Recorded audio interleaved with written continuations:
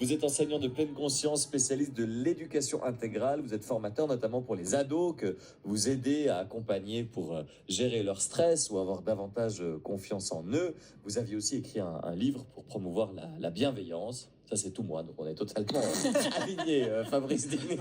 C'est bon, ouais, on va se rencontrer, il n'y a pas de problème. C'est son deuxième prénom. C'est quoi l'enseignement de pleine conscience? Alors, ça dépend, il y a deux volets. Il y a un pour les adultes, où c'est vraiment un système complet qui a été amené par Jon Kabat-Zinn dans les années 79-80, puis qui a un problème de gestion du stress.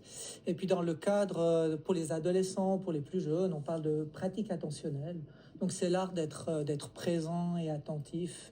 Et c'est vraiment un outil qui est extrêmement pertinent pour gérer le stress et pour se trouver soi-même aussi. C'est de la méditation? Non.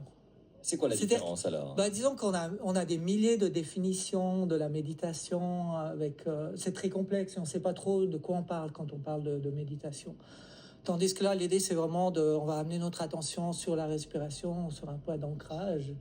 Et puis en fait, ça permet comme ça à se recentrer. En fait. C'est des choses qui sont utilisées dans plein de domaines différents. Comment est-ce qu'on fait pour avoir l'attention des jeunes aujourd'hui, en 2025? C'est plutôt compliqué. En fait, pas autant que ça. C'est-à-dire qu'ils souffrent beaucoup de stress et de toujours être dans la performance, de toujours prétendre. Et là, en fait, on leur offre un espace où, en fait, ils n'ont plus besoin de jouer de rôle, ils n'ont plus besoin de faire quoi que ce soit. Ils peuvent juste se reposer dans cet espace intérieur où tout va bien. Et donc, en fait, ils sont demandeurs de cela. En fait, ils ont besoin de cet espace de tranquillité. Donc, vous enseignez ça aux enseignants ou vous enseignez ça directement aux adolescents? Donc, aux enfants? Les deux, en fait. Je travaille avec les enseignants dans toute la Suisse romande où je transmets, je forme les enseignants à le faire en classe, mais après je donne aussi personnellement des cours avec les ados et les enfants.